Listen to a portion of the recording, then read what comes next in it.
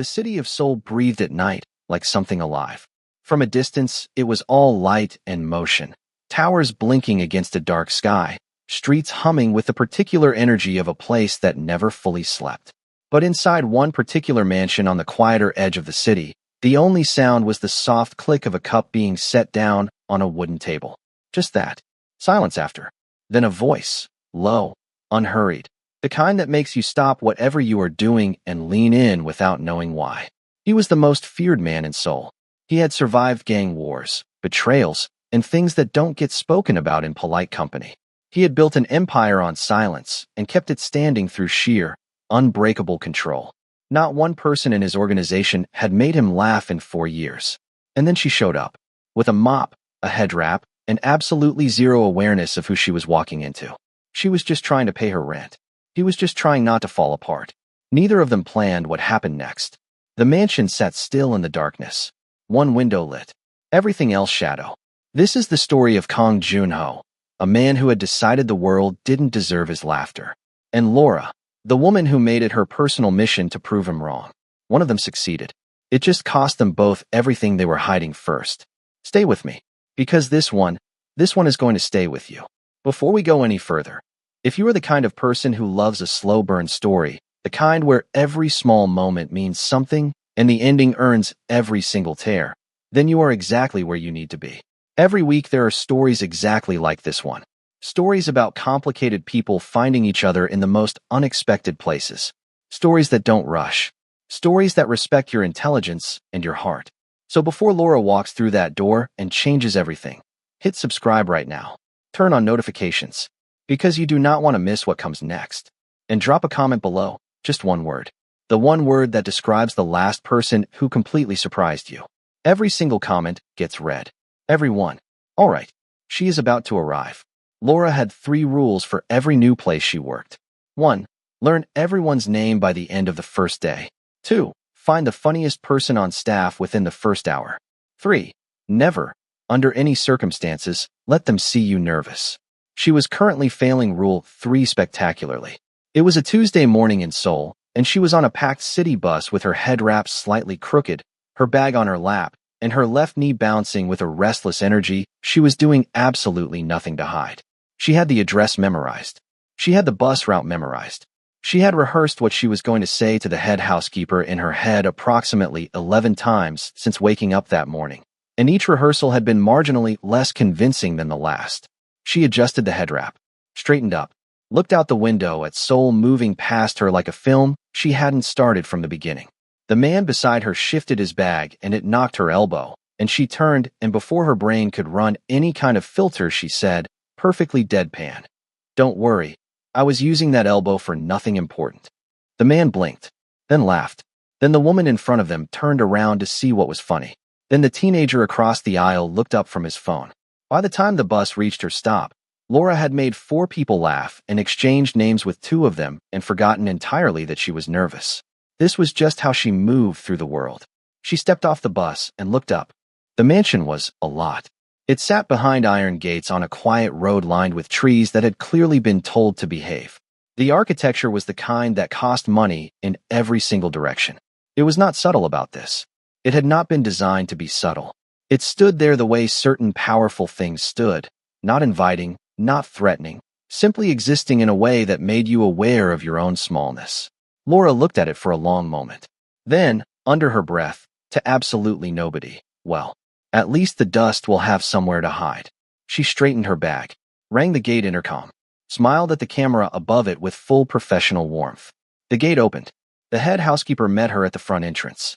Her name was Mrs. Yoon, and she had the bearing of a woman who had seen everything this house had to offer and had organized her face accordingly. She was not unfriendly. She was efficient in the way that people become efficient when efficiency is the safest way to be. She showed Laura the house in brisk, measured segments. This floor, this wing. These rooms you clean. These rooms you do not enter. She walked quickly and spoke in the kind of tone that expected notes to be taken even when no notebook was present. Then she stopped at the end of the main corridor and turned to face Laura with the gravity of someone delivering important safety information before a dangerous activity. 3 rules, she said. First, do not touch his desk. Not to clean it, not to move anything, not for any reason. Second, do not speak unless you are spoken to when he is in the room. Third, she paused, as if choosing her next words with great care. Whatever you do, do not try to be funny. Laura nodded at each rule with complete professional sincerity. She broke the first one in 40 minutes. She was dusting the study, and a file had been left at a precarious angle on the edge of the desk, and the alternative was letting it fall, so she straightened it, which absolutely counted as touching the desk, but also absolutely needed to be done.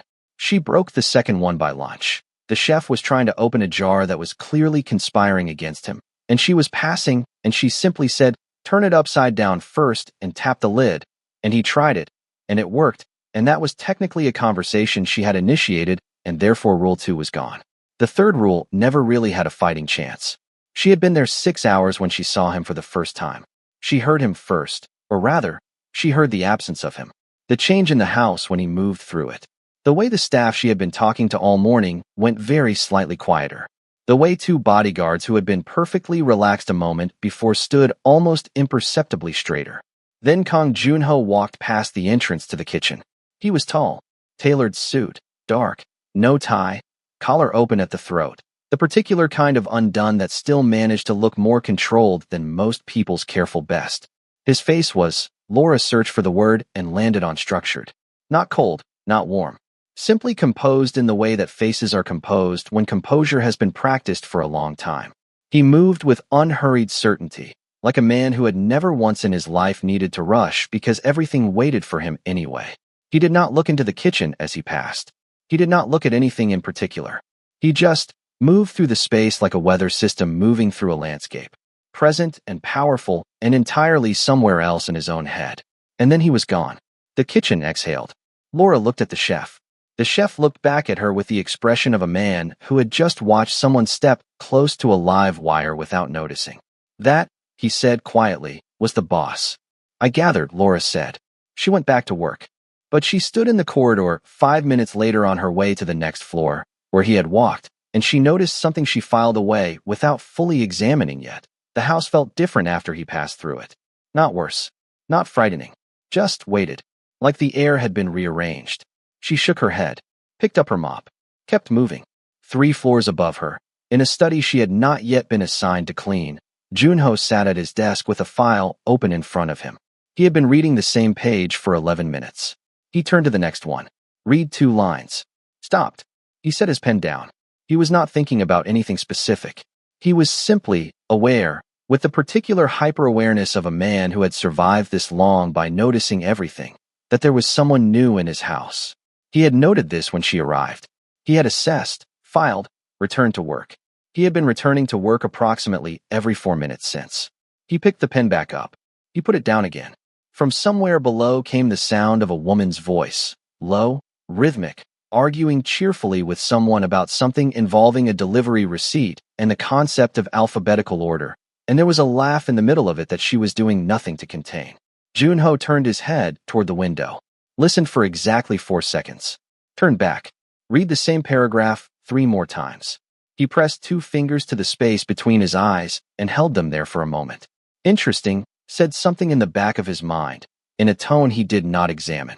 He closed the file, opened a different one. Outside his door, 3 bodyguards were exchanging a look with the collective energy of men who had just witnessed something they planned to remember. Nobody said a word. Nobody needed to. 3 weeks passed. In 3 weeks, Laura learned every name in the house. She learned that the youngest bodyguard, a serious young man named Tae, sent half his salary home to his mother and kept a photo of his dog in his breast pocket. She learned that the chef had studied architecture before life redirected him and still sometimes sketched floor plans on the backs of grocery lists. She learned that Mrs. Yoon had worked in this house for 12 years and carried a small photograph of her grandchildren in her left pocket and checked it every afternoon at exactly 3 o'clock, always smiling at it for just a second before putting it back. She learned all of these things because she asked, because she always asked, because she had understood from a very young age that people were the most interesting thing available to her in any room, and she saw no reason to waste a single one. There was only one person in the house she had not cracked. She would be in a room, and he would pass through, and the temperature of the air would shift slightly, and he would say something in 3 words or fewer if he said anything at all. She would respond. She always responded. It was physically impossible for her not to. And he would acknowledge it with the briefest inclination of his head or the most controlled variation of a nod she had ever witnessed, and then he would be gone. She had tried twice to make him smile. The first time she had timed a joke perfectly. Setup, pause, delivery, the exact architecture that made the chef spit his coffee and take cough into his sleeve. And Junho had looked at her for a moment with an expression that said neither yes nor no and walked away. The second time she had gone more absurdist. Broader. The kind of joke that had absolutely no defense against it because there was nothing logical to resist. Tae had actually had to leave the room. 2 other bodyguards had developed sudden interests in the ceiling. And Junho had regarded her with eyes that held the distant expression of a man watching whether he had no opinion about, turned, and continued down the corridor. She stood in the hallway after the second attempt and stared at the space where he had been. She was not wounded. She was not discouraged. She was, if anything, more interested than before. She found Seo-jun, Junho's second-in-command, a lean, sharp-faced man who had the rare ability to look like he was doing nothing while clearly doing everything. In the side corridor, and fell in a step beside him with the casual confidence of someone who did not fully recognize that this was unusual. Question, she said. I may not answer it, he said. How long has he not laughed? Seo-jun stopped walking. He looked at her. Something moved through his expression, not quite amusement, not quite alarm. Something in between that he managed with considerable professional restraint. Miss Laura, he said carefully. For years, she guessed. 5. A pause. 4, he said. Approximately. Laura nodded slowly. She cracked her knuckles. Perfect, she said. Seo-jun watched her walk away with the expression of a man watching someone approach an electric fence with confident, cheerful, completely misplaced certainty. Miss Laura, he called after her. She turned. I say this with genuine professional concern. She smiled. Wide. Undeterred. Noted, she said. Thank you, Seo-jun. She disappeared around the corner. Seo-jun stood in the corridor for a moment. Then he went to find Junho. Not to say anything.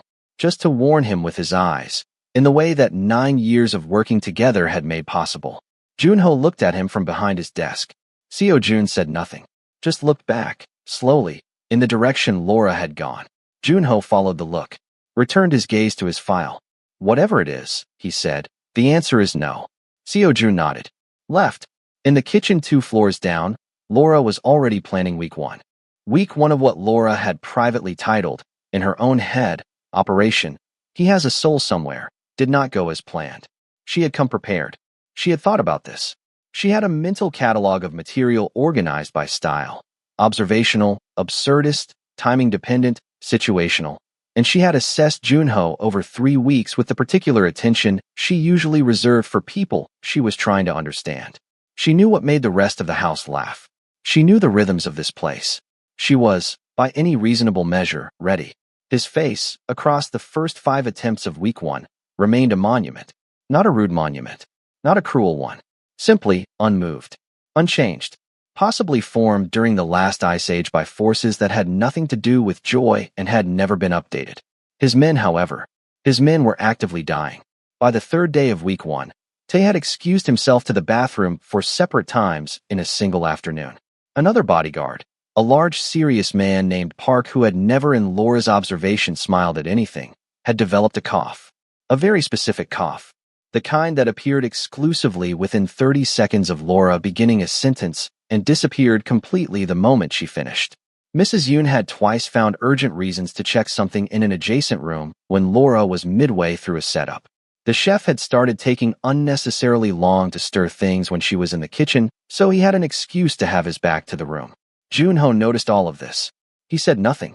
He also noticed, with the particular internal machinery of a man whose survival had always depended on noticing everything, that the laugh had been building somewhere in his chest since approximately day 2 of week 1. It sat there now like a structural problem he had identified and was choosing to defer. He was very good at deferring structural problems. He had an entire system. The system was under pressure. On day 4 of week 1, Laura delivered what she would later privately describe to herself as her masterwork. The timing was perfect. The setup had been running naturally for 2 full minutes without looking like a setup at all. The delivery landed with the precise weight she had intended. Park made a sound like a man being slowly compressed. Tay left the room with his hand over his mouth. Even Mrs. Yoon, who was across the hall and should not have been able to hear, appeared suddenly in the doorway holding a duster she had clearly picked up for no reason other than to have something to do with her hands while she composed herself. Junho looked at Laura, looked at his men, looked at Laura again. Something moved across his face. Something very small and very contained and very, very quickly managed. He turned and walked away. He went around the corner. He stood in the corridor outside his study for 63 seconds. He counted. Seo Jun rounded the corner from the other direction and stopped when he saw him. He took in his boss's expression, the extremely controlled, professionally maintained, absolutely nothing to see here face of a man who was in significant internal difficulty. Seo Jun said nothing. Junho straightened his cuffs. Not a word, he said. I didn't say anything, Seo Jun said. The look counts. Seo Jun rearranged his face into something neutral. Better. Go and do something useful. Seo Jun went. He was smiling by the time he reached the end of the corridor. He waited until he was absolutely certain he was alone before he let it happen. The next morning, Laura confronted Junho directly. She did not plan to. She was cleaning the main corridor, and he came through it, and something about the perfectly maintained neutrality of his expression after 5 days of her best work simply got to her. Not in a hurt way. In the way that a locked door gets to you when you have been knocking politely and have decided that politeness has run its course. She stopped what she was doing. He kept walking. Okay, she said. He stopped, turned, looked at her with the expression of a man who had all the time in the world and intended to use none of it on whatever was about to happen. I need to know something, Laura said. And I need you to be honest with me. A pause. Ask, are you physically incapable, she said, or are you doing this to me on purpose? He regarded her for a moment. Doing what? Not laughing. She said it with the wounded professionalism of a craftsman whose work has been consistently ignored. I have given you premium material, Junho. Premium. My cousin laughed so hard at that last one he pulled a muscle, an actual muscle, in his side. He had to sit down. Junho was quiet for a moment. Your cousin, he said, sounds fragile. Laura opened her mouth, closed it, opened it again, pointed at him. That, she said, was almost funny. I heard it. It was right there.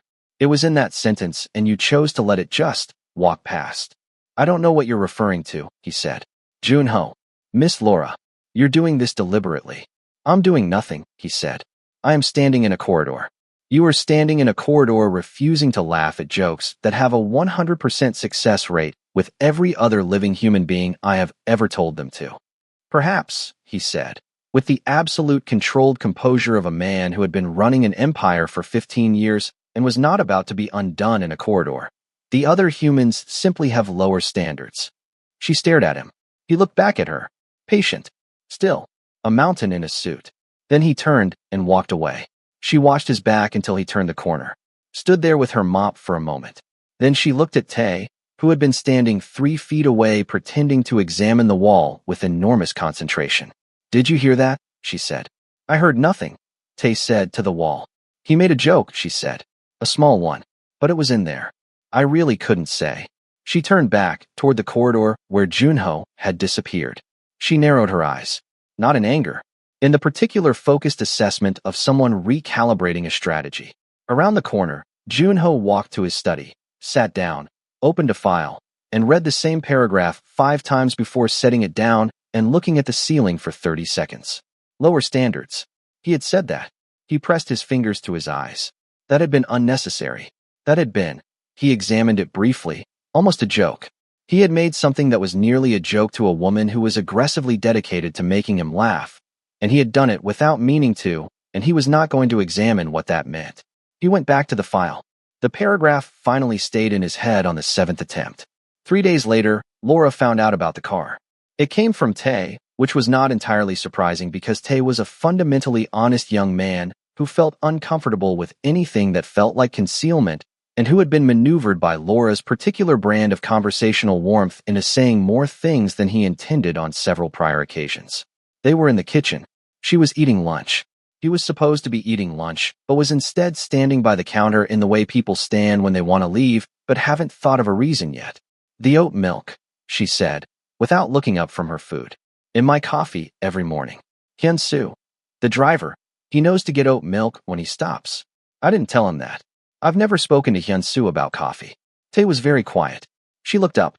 He was staring at a point on the far wall with the intense focus of a man who had accidentally walked into a conversation and was calculating the distance to the exit. Tae, she said. I have to check something, he said. Tae. In another room. The car is not a coincidence, she said. Is it? A pause. The boss feels. Tae began, then stopped, then tried again. The route is statistically another stop. He looked at her with the expression of someone who had just fully understood the depth of the trouble he was in. I really have to check something. Thank you, Tae, she said. He left. She sat with it for a moment. The oat milk. The timing of the car. Hyun-soo, who knew her schedule. She went through it all with the quiet thoroughness of someone assembling a picture from pieces she had been looking at separately. Then she put her lunch down. She was not touched. She was not flattered. She was, and she recognized this was perhaps not the most obvious response to an act of care, furious. Not because it wasn't kind. The kindness was not in question. It was because nobody had asked her. Nobody had told her. She had been quietly identified as a problem and quietly solved without her knowledge or consent, and she had spent her entire adult life. Every difficult month, every tight week, every morning she got up and got herself where she needed to be on nothing but will and the particular stubbornness of a woman who needed no one's rescue. She had spent all of it making sure she was never anyone's problem to solve. She walked to his office, which nobody did. She knocked once, which was courtesy, and opened the door, which was intention. He was at his desk. He looked up at her entrance with the expression of a man who was extremely accustomed to people not walking into his office unannounced, and was deciding what to do with this information. The car, she said. Stop sending it. He looked at her for a moment, then back to his desk. I don't know what you're referring to. Junho. Miss Laura. The driver's name is Hyun-soo, she said. And he knows I take oat milk in my coffee, and he told me that you told him so. A pause. Brief. Barely perceptible. That route is statistically dangerous at that hour. She met his eyes. Held them. So is this job, she said, but here I am. I don't need a babysitter. I need you to respect that I am a grown woman who has been getting herself home since long before you decided to care about it. Something moved across his face. Just for a second. Something she couldn't name, but felt the weight of. Then, it's not. A pause. It won't happen again. She nodded. Left. Junho sat at his desk. He looked at his phone for a moment. Called Seo Jun. Cancel the car, he said. Understood. He set the phone down. That same evening, he made 3 separate quiet arrangements to have her entire route home monitored, better lit, and observed by means she would never, in any conceivable scenario, trace back to him. Laura walked home that night feeling the particular satisfaction of a woman who had stood her ground and won.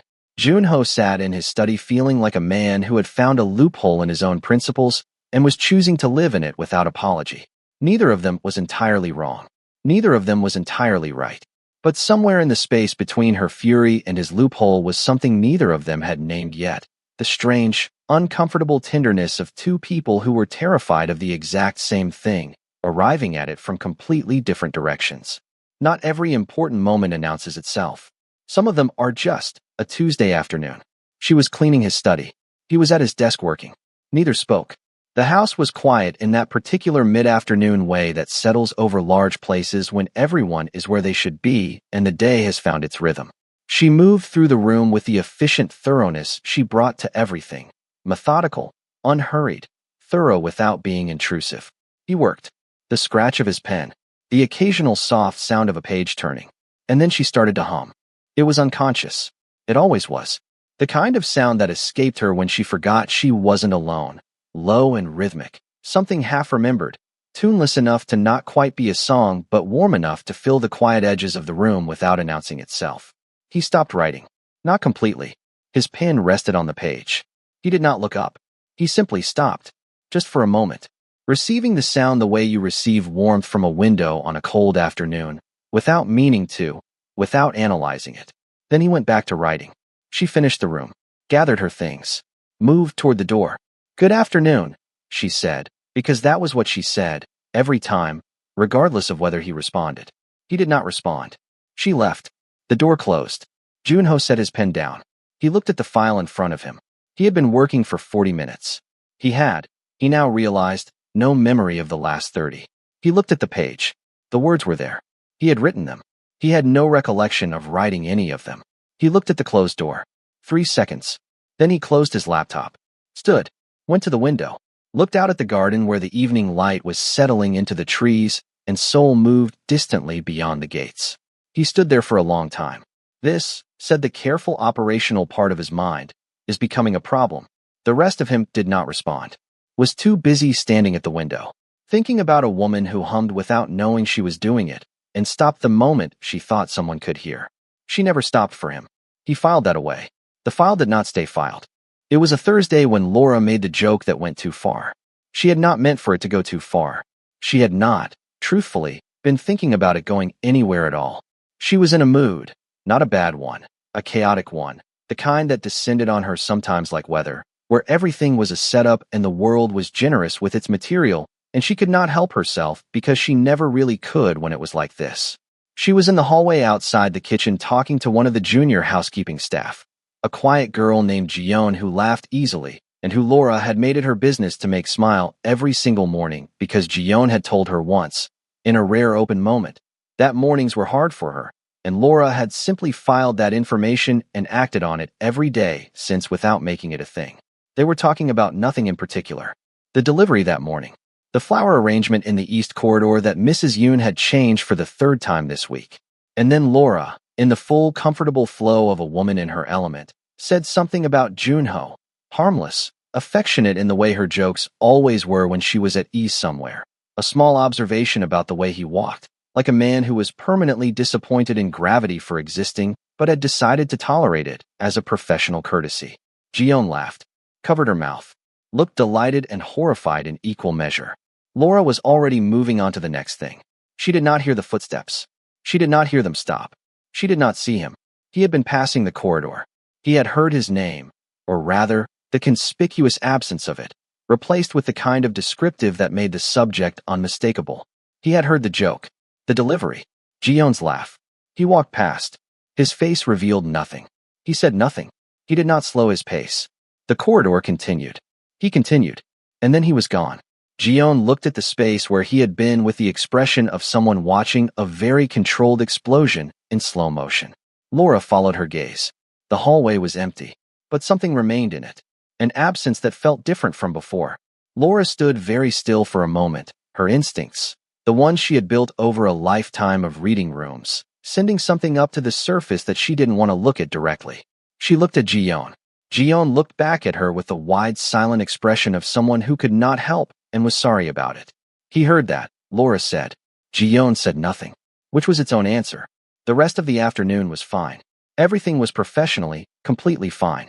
Junho appeared at the expected times and did the expected things and spoke the expected number of words to the expected people. His face was, as it always was, composed, controlled, revealing nothing, except that Laura could feel it. The way you could sometimes feel the shift in air pressure before a storm even when the sky still looked clear. The temperature between them. It had been cool since she arrived. She had made her peace with cool, but it was different now. It was not cold the way it was always cold. It was cold the way a door is cold when an extra lock has been turned. She had made a joke at the expense of his dignity. The one thing. She understood this now, in the full uncomfortable clarity of a person whose emotional intelligence had just woken up after spending the afternoon off duty. The one thing he actually wore as armor. Not the suits. Not the silence. Not the controlled neutrality. His dignity. The absolute refusal to be diminished. She had made it the punchline for Jiyeon's entertainment in a corridor, and he had heard every word. She spent 2 hours deciding what to do about it. The options she considered and rejected.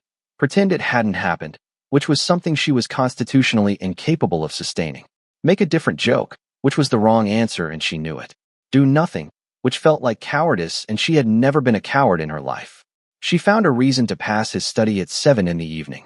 The door was open. The light was on. He was at his desk with a glass of water and a file, and the particular stillness of a man who was working and would be working until he decided to stop. She stopped at the doorway. I said something stupid today, she said. He did not look up from the file. People say things. I wasn't being mean, she said. I want you to know that. I do this. When I like a place.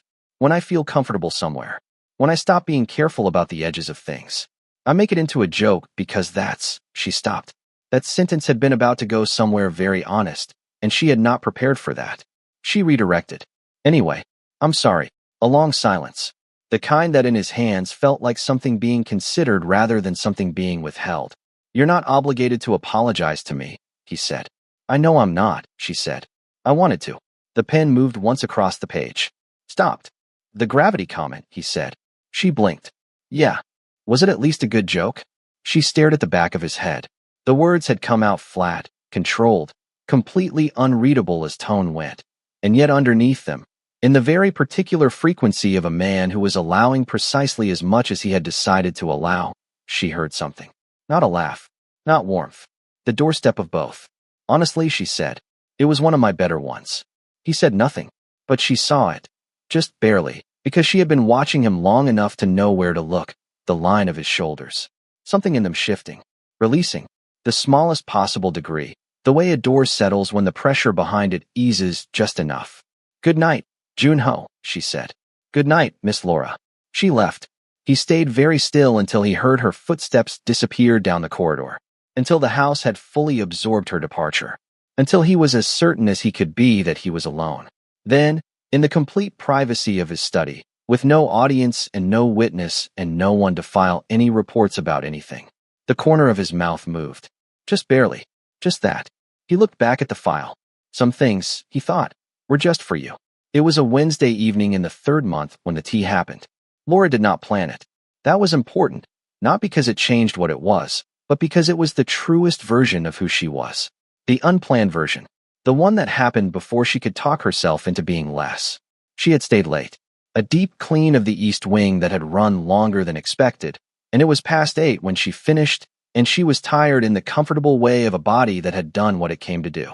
She was gathering her things when she passed the main corridor and saw the light under the study door. She almost kept walking. She stopped instead. Something about the quality of the silence on the other side of that door. She had, over 3 months, learned the different registers of Junho's silences. The operational one, sharp and purposeful. The watchful one, still and receptive. The controlled one he put on for other people like a second suit. This was none of those. This silence had weight to it. Gravity. The particular density of a person sitting alone inside something heavy on a specific night for a specific reason that nobody was asking about. She did not knock. She went to the kitchen, boiled the kettle, made tea, plain, no sugar, because she had noticed weeks ago that this was how he took it on the rare occasions she had seen him drink it, and she noticed everything even when she wished she didn't. She put it on a small tray. She walked back to the study. She pushed the door open with her foot because her hands were full. He was at his desk, not working, just sitting. His hands were still on the desk surface. His face was, she did not look at it long enough to catalog it, because that felt like something she did not have the right to do. She looked at the space beside his right hand instead. Set the cup there, quietly, without ceremony. She did not say anything. She went back to work. He heard the door close. He looked at the cup of tea. He looked at it for a long time, at the steam rising from it, at the precise plainness of it, at the fact that it was exactly right in a way that required knowledge he had never given her, and she had gathered anyway without making a thing of it. He thought about the 15 years of people who worked in this house and around him and for him. Good people, loyal people, people who would have done anything he asked. Not one of them would have done this. Not because they didn't care, they did, in their professional, bounded ways. But because this required something different from caring. This required seeing, quietly, without agenda, without the expectation of anything in return. She had been here 3 months. Seo-jun found him like that, an hour later. Still at the desk. The cup empty beside him. His expression carrying something that Seo-jun had never seen there before in 9 years and did not have a name for yet. Everything all right, Seo-jun said. A long pause. Nothing, Junho said. Go home. Seo-jun went. Junho sat alone in his study for another hour. The city outside moved. The house settled into its night sounds. And something that had been wound very tightly in the center of him for a very long time sat with the fact of that cup of tea. The simple, unasked for, perfectly made cup of tea, and did not know what to do with itself. He had kept everything at distance because distance was safe.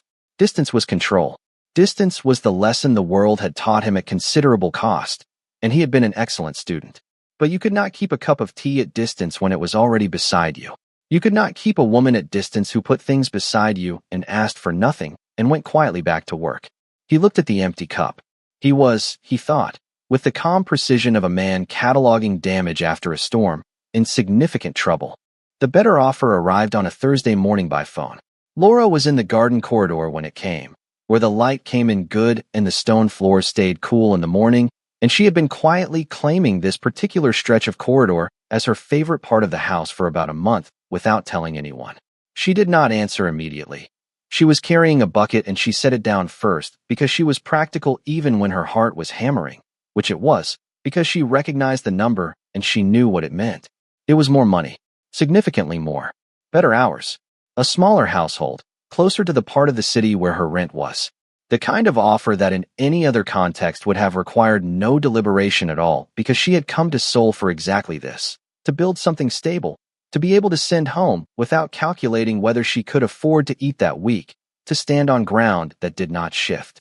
She said she would think about it. She hung up. She stood in the garden corridor with the morning light coming in and her bucket on the stone floor, and looked at nothing in particular for almost a full minute.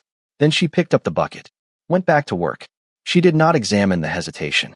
She had learned, over the years, that the things you did not want to examine were usually the things most worth examining, and she had developed a highly effective system for not doing it anyway, which involved keeping her hands busy and her mouth occupied, and her attention spread very thin across many things so that no single thought could get enough room to become a conversation.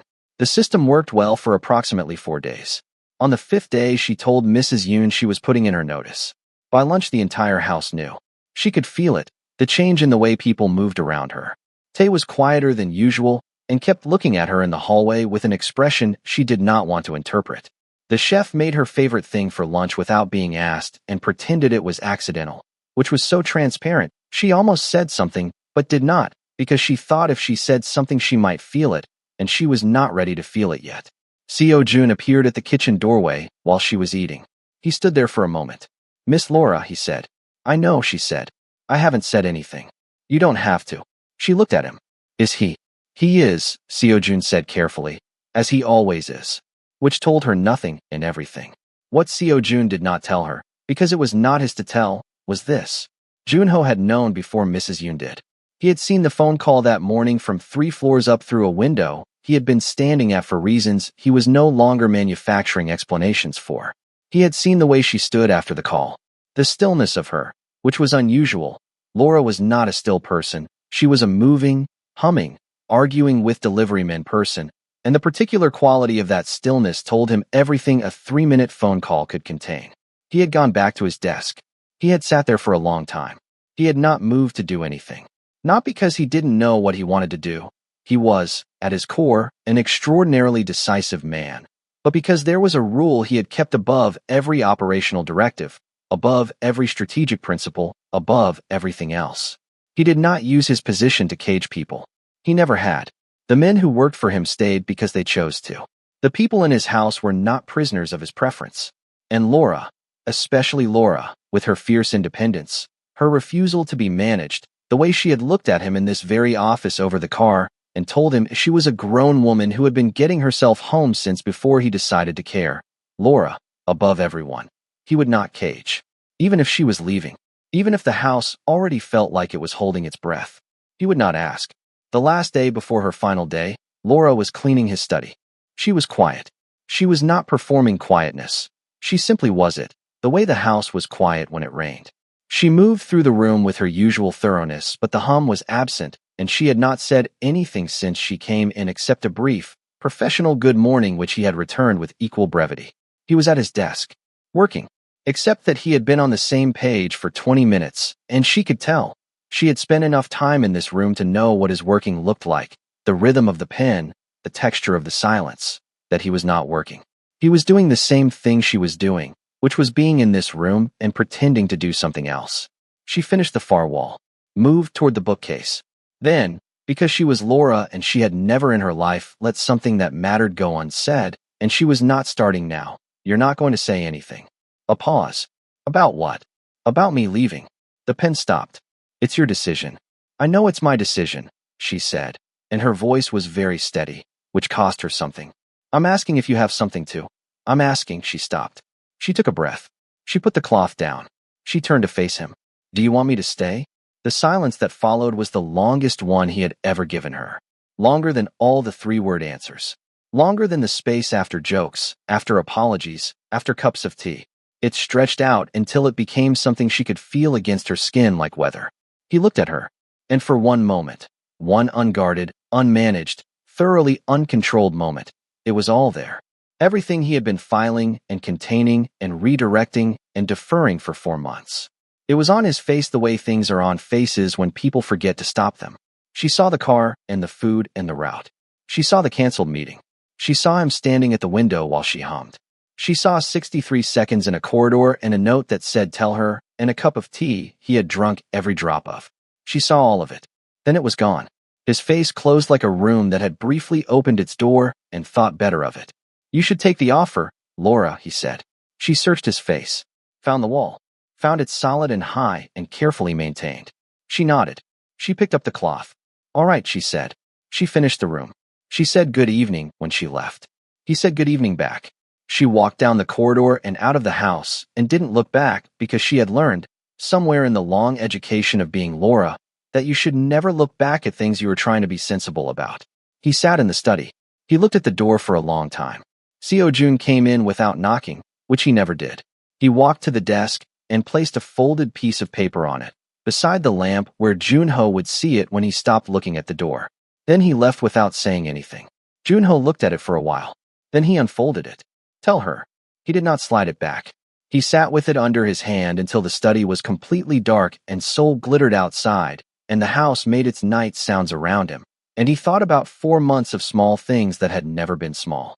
And he thought about what a man who had spent 15 years being afraid of nothing was apparently now afraid of. And he thought about a woman who had walked into his house with a mop and made it feel different from the inside, and had just walked back out and taken the different with her. He left the note on the desk. He went to bed. He did not sleep well. 3 days. Laura reported to the new job on Monday with full professional warmth and made 4 people laugh by mid-morning, and told her mother that evening that everything was wonderful and lay awake at 11 o'clock that night staring at the ceiling with the expression of a woman being honest with herself for the first time in 72 hours. She was fine. She was completely, thoroughly, professionally fine. She thought about a cup of tea she had made in the dark for a man who never asked for it. She thought about the way he said her name sometimes. Just her name, nothing attached to it. As if the name itself was the complete sentence and everything else was already understood. She thought about 63 seconds in a corridor that she had not witnessed, but somehow felt anyway. She thought about his face in that last moment in the study. The 1 second of everything before the wall came back up. She had seen it. She turned over, looked at the bedside table. There was a small thing there. A thing she had left behind. On purpose. She had left it on purpose and called it an accident for 3 days, and she was done calling it an accident now. She sat up. You are a fool, she told herself, in the specific tone she reserved for the moments when she was about to do something completely inevitable and was still going through the formality of pretending she might not. An absolute, first-class fool. She got up, put her coat on, picked up her keys, put them down, picked them up again. Fine, she said, to the room, to herself, to the very inconvenient truth that had been waiting patiently for 3 days for her to catch up to it. Fine. She drove to the mansion on a Thursday evening with Seoul moving around her and her heart beating at a pace she was refusing to acknowledge. She did not rehearse what she was going to say. Every time she tried, the words came out either too large or too small, and she had learned, in the long practice of saying true things, that the ones that mattered most were better said without preparation. She knew what she was going back for. It was not the thing on the bedside table. She arrived on a Thursday evening, and the mansion met her differently than it had on any other day she could remember. It was heavy, not in the way it sometimes was when the business of it made the air tight. She had learned the difference between operational tension and something else. This was something else. The gate opened when she rang, and Tame met her at the door, and his face, when he saw her, did something complicated that he managed with considerable effort. Something happened last night, she said. It was not a question. It was handled, Tay said. Carefully. Is everyone? Everyone is fine. She looked past him at the house. The lights were on everywhere, which was unusual. The men she could see through the entrance were moving with the particular controlled carefulness of people operating in the aftermath of something they were still processing. She walked in. The atmosphere of the place pressed against her like a held breath. She moved through the entrance corridor and the reception hall, and she felt it in every room she passed. The tight, gray, exhausted silence of people who had gotten through something difficult and were now on the other side of it, but not yet fully certain they were allowed to relax. She reached the main corridor. She read the room in 4 seconds the way she always read rooms, quickly and completely, absorbing everything at once. The positions of the men, the texture of the quiet, the weight of the morning sitting on all of them. And then, because she was Laura, because this is who she was in every room she had ever entered, because she had never once in her life been able to pass a room full of people carrying something heavy without trying to help them set it down even for a moment, she said something. It was quiet, aimed at nothing and nobody in particular. A small, perfectly placed, completely absurd observation about the collective expression of the 3 bodyguards standing by the east wall, which she delivered with the deadpan certainty of someone stating a weather report. The room cracked. It happened all at once. One of the bodyguards made a sound and turned away.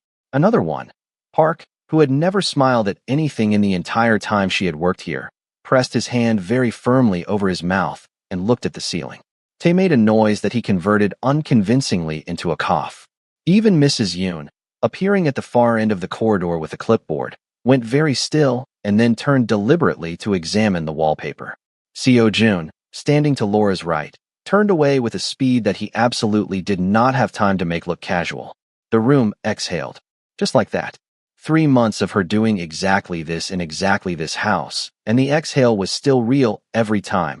Still the same relief. Still the same slightly guilty gratitude of people remembering that they were allowed to find things funny even when the day had been hard. And then, she heard it. It was small. It was brief and contained, and rusty in the particular way of something that had not been used in a very long time, and was surprised to find itself being used now. It escaped from somewhere to her left before it could be managed or redirected or professionally maintained. It was absolutely unmistakably a laugh. The room went completely still. 3 bodyguards stopped breathing simultaneously. Seo Jun, mid-turn, went motionless. Mrs. Yoon froze at the far end of the corridor. Tae stared. Laura turned. Junho was standing 6 feet away. He had come into the corridor from the side entrance at the exact wrong, or right, moment, and he was looking at her now with an expression she had never seen on his face before. Not the controlled neutrality. Not the 3-word distance. Something else. Something that looked like a man who had just watched something leave his hands before he could decide whether to hold it or let it go, and was now standing in the moment after, looking at his empty hands. Everyone in the room discovered urgent reasons to be somewhere else with extraordinary speed. The corridor cleared in approximately 15 seconds, leaving behind only the echo of professional urgency and Seo Jun's retreating back disappearing around the far corner at a pace that was technically walking, but only technically. They were alone. Laura looked at him. He looked back at her. Was that, she started. Don't, he said. Junho. Her voice was completely steady. Her eyes were very bright. That was a laugh. It was not. I heard it. She took a step toward him. With my ears. That I have. In my head. You are mishearing. Kong Junho. She said his full name the way people say full names when they need the other person to understand that they are being completely serious. I have been in this house for 4 months. I have delivered premium material to every living person within these walls. I know what a laugh sounds like. That, she pointed at the space in the air where the sound had been, was a laugh. He looked at her. For a long moment he said nothing. He was doing the thing she had watched him do for months. The calculation, the management, the careful construction of whatever he was about to give her. She watched him do it. She let him. And then she watched something different happen. She watched him look at her and arrive, quietly and completely, at the decision to stop. Stay, he said. One word. Small and certain, and carrying the full weight of 4 months inside it like water in a held breath. She looked at him. He looked back. The words sat in the corridor between them, taking up considerably more space than one word had any right to. That's all you had to say, she said. Her voice was not entirely steady now. That's all I'm saying, he said. After everything, she started.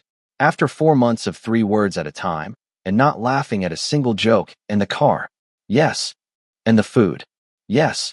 And telling me to take the offer. That, he said, with a precision that was almost painful, was the wrong decision. She laughed. Not the performance laugh. Not the room management laugh. The small, helpless, completely involuntary one that happened when something caught her entirely off guard, and she could not stop it and did not try to. Stay, he said again. Quietly. Please. Oh, she said. Now we're adding please. That's growth. That's real. Laura. I'm just saying. For a man who has had 4 months to construct a sentence. Laura. Her name in his mouth. The way he said it. The way it was always a complete sentence. It stopped her. Not forcibly. Gently. Like a hand on a shoulder. Please. She looked at him. He looked at her. And then something extraordinary happened. Because he was already on the edge of it, and she was smiling that smile. The real one. The helpless one that took over her whole face. And it simply came. He laughed. Not the small accidental sound from earlier. A real one. Quiet and brief and deeply, thoroughly reluctant. Like something that had been locked in a room for 4 years and had finally found the door open and was not entirely sure what to do with the freedom, but was going through it anyway. It transformed his face with the sudden completeness of a light coming on in a room that has been dark so long you'd forgotten what the room looked like. He looked almost startled by himself.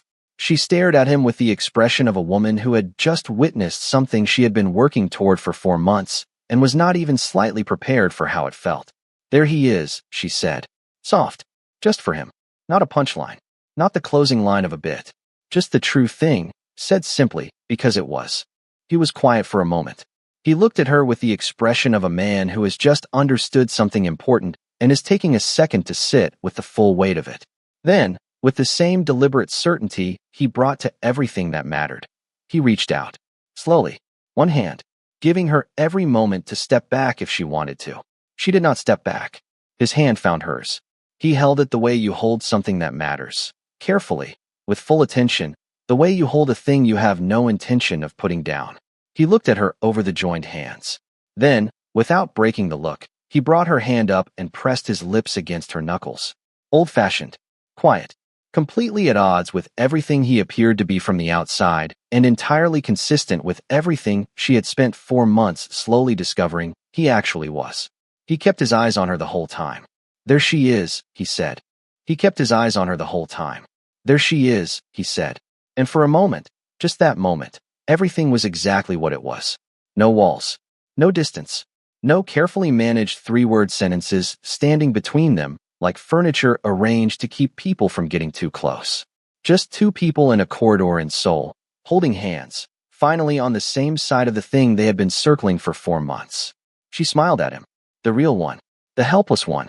He looked back at her with something she had never seen on his face before and hoped, with a quiet fierceness she didn't fully examine, to keep seeing for a very long time. It should have been the beginning. And it was. But Kang Joon-ho was still, underneath everything, the man he had always been. The man who had built his empire on silence and control and the absolute conviction that caring about something too openly was the fastest way to lose it. The walls were down. She had seen them come down with her own eyes. But walls that have been standing for 15 years do not disappear because someone said stay and meant it. They wait. They wait for the first moment of real fear. The first thing that looks like a threat. The first situation that puts something he values directly in the path of something dangerous. And then they come back up so fast and so completely that even the person who watched them fall can suddenly find themselves standing outside them again, in the cold, wondering what they did wrong. That moment was already coming. He did not know it yet. Neither did she. But 3 days later, something would happen that would make Kang Joon-ho, standing in a room with information he did not want and a decision he did not ask for, look at Laura and make the single most destructive choice available to a man who loves something and is terrified of what loving it could cost him. He would try to protect her the only way he had ever known how to protect anything, by pushing it away before it could be taken. He would do it quietly, deliberately, with the same controlled certainty he brought to everything. He would manufacture a distance so cold and so complete that she would have no choice but to believe it was real. And Laura, who had spent 4 months chipping through his walls and had finally seen the man underneath, would stand in the wreckage of everything they had built and have to decide whether she had enough left in her to try again, or whether some walls, the second time around, were meant to stay up. This story will teach you something before part 2 arrives. It will teach you that love is not a single act of courage. It is not the one hard conversation or the one moment you let someone see you. It is the choice made again and again, especially on the days when fear is louder than everything else. Junho found his courage once in that corridor. The question part 2 will ask is whether he can find it again after it costs him something. After the world reminds him why he built the walls in the first place. And Laura who hides behind humor and helps everyone and quietly carries more than she shows. Part 2 will ask what happens when the joke runs out. When the room she is trying to lighten is her own broken heart. When the person she is trying to reach has chosen, deliberately, to be unreachable. What do you do with a love that the other person is actively dismantling? What do you do when the bravest thing is not to fight for it, but to stand still and make him fight for himself? That is where we are going next. And it will not be easy. But the best things never are. Thank you for staying until the very last word of part 1. If this story found you somewhere real, if you recognize the walls, or the jokes, or the cup of tea made in silence for someone who never asked, then it did exactly what it was built to do. Part 2 is coming. And I promise you this, it will earn everything part 1 built. Drop a comment right now and tell me one thing. Are you on Laura's side? Or do you understand why he does it? There is no wrong answer. I want to know where you are standing before part 2 begins. Share this with someone who needs a slow burn story today. Someone who needs to be reminded that real love is not always clean or easy or certain. Sometimes it is two people who are both afraid, trying, failing, and trying again. That is the most human thing there is. See you in part 2.